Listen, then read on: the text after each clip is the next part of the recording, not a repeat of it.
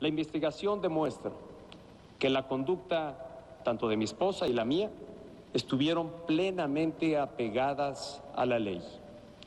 Sin embargo, estoy consciente y reconozco que estos acontecimientos dieron lugar a interpretaciones que lastimaron e incluso indignaron a muchos mexicanos. A todos ellos les ofrezco una sincera disculpa.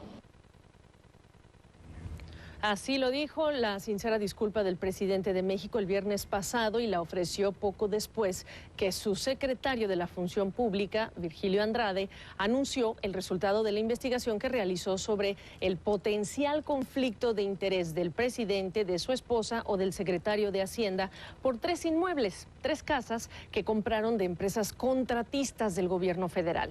El secretario Andrade investigó estos casos desde febrero cuando el presidente lo nombró al cargo y no encontró conflicto de interés. Para recordar, en 2014 el portal Aristegui Noticias publicó un reportaje sobre una casa que ocupaba el presidente y su familia, propiedad de una filial del Grupo IGA, empresa constructora de Juan Armando Hinojosa Cantú. Grupo IGA participó en alianza con China Railways en la licitación del tren de alta velocidad de Querétaro, cuando Peña Nieto ya era presidente. Licitación que luego fue cancelada. Grupo IGA también logró millonarios contratos en proyectos del Estado de México, cuando el presidente gobernaba esa entidad. Grupo IGA rentó helicópteros al partido político del presidente, el PRI, durante su campaña presidencial. A esa Casa Blanca se sumó la que el diario Wall Street Journal reveló tenía el secretario de Hacienda de México, Luis Videgaray.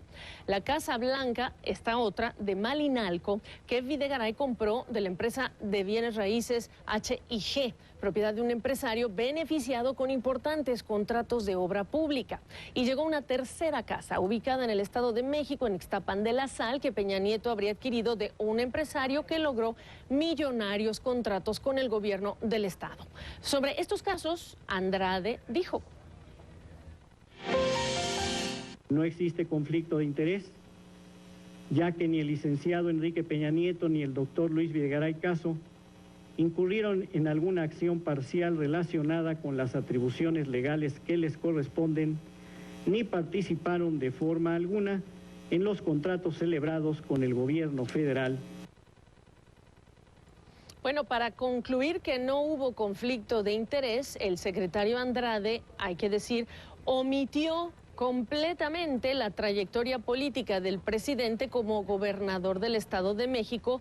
Dejó afuera también en esa investigación capítulos de su relación con quien es ahora su esposa, esa relación con esta constructora Grupo IGA, desde que ambos, hoy el presidente y su esposa, buscaban el terreno para construir esa casa, compraron ese terreno, diseñaron la casa. Y por todas estas omisiones, los analistas le están reclamando al gobierno una investigación independiente. Invité al analista, al profesor Alfonso Zárate, a que converse con nosotros sobre este tema, si es un asunto, como dicen el secretario Videgaray y el presidente Peña Nieto, de un tema de interpretación, que es por lo que se están disculpando, o si es un asunto de reforma, de legislación. Alfonso Zárate, bienvenido. Y bueno, ¿qué hacer con esa disculpa y la interpretación? ¿Cómo estás? ¿Qué tal, Gaby? Buenas tardes. Lo primero que quiero decir es que este tema de las casas, de la casa de Enrique Peña Nieto en un club de golf en Ixtapan de la Sal, o la casa de su esposa en Las Lomas, o la casa del secretario de Hacienda en Malinalco, en mi opinión son solamente botones de muestra, pequeñas expresiones de un fenómeno muy delicado, muy grave que se experimenta en nuestro país. Ya sabemos que la corrupción ha sido un tema prácticamente de todos los tiempos, de todas las épocas. Hay testimonios en el siglo XIX, en el XX, de la manera en que gobernantes han aprovechado el poder para enriquecerse. Sin embargo, yo creo que en este caso, la investigación del secretario de la Función Pública, de Virgilio Andrade, es, no obstante su carácter predecible, es una conclusión que genera mucha irritación, mucha molestia, porque el argumento es muy estrecho, el argumento es estrictamente en función de la ley. como dice Virgilio Andrade, el señor Peña Nieto no era presidente de la República en el momento de la adquisición de la casa en Ixtapan de la Sal, no hay conflicto de interés. No era presidente de la República, era gobernador del Estado de México.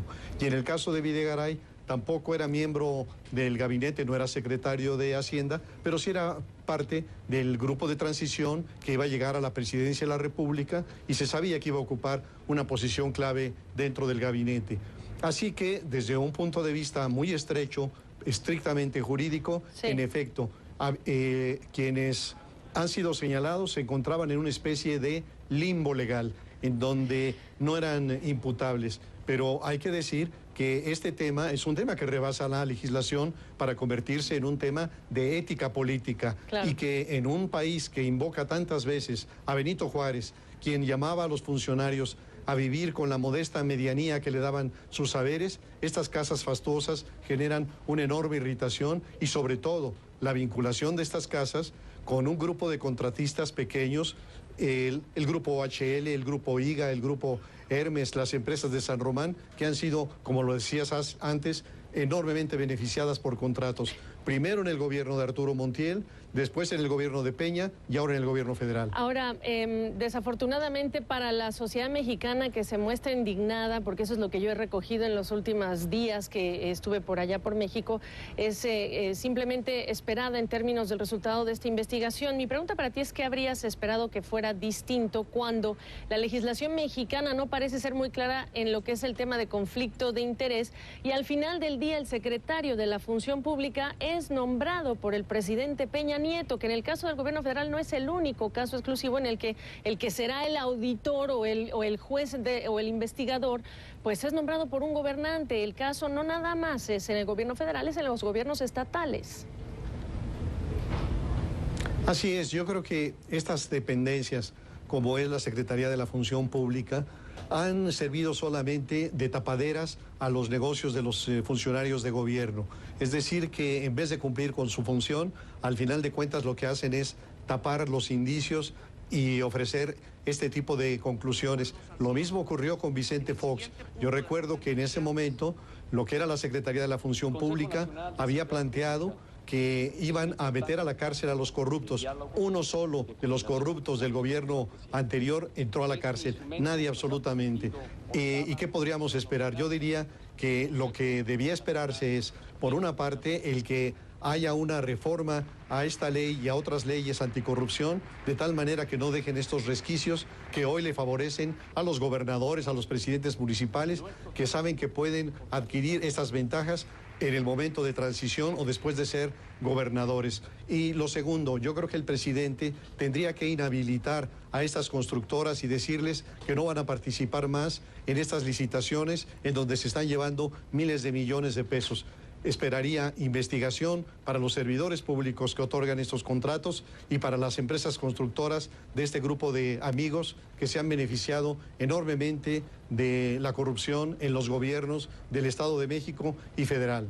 Pero cuando las autoridades te dicen, y aquí la pregunta, que es un tema que nosotros hablamos directamente tú y una servidora constantemente, y es el tema de la impunidad, si la ley no lo marca y al mismo tiempo tienes a una sociedad indignada porque para la sociedad está muy claro, pero la autoridad se disculpa por un tema de percepción e interpretación, aquí lo que queda preguntarse es entonces quién quiere un cambio de qué tipo de ley, para qué cosa en una sociedad como la mexicana en la que ves esta diferencia de criterios cuando se tratan de casos como estos, profesor. Claro, y el otro problema es que los factores que debieran ser de equilibrio, es decir, estoy pensando en el Congreso de la Unión, en la lógica de Montesquieu, que el poder controle al poder. Y sin embargo, vemos también que las principales fuerzas de oposición, por distintas razones, porque forman parte de proyectos políticos, porque están siendo subvencionadas, no están cumpliendo el papel de ser guardianes de la democracia y del buen ejercicio.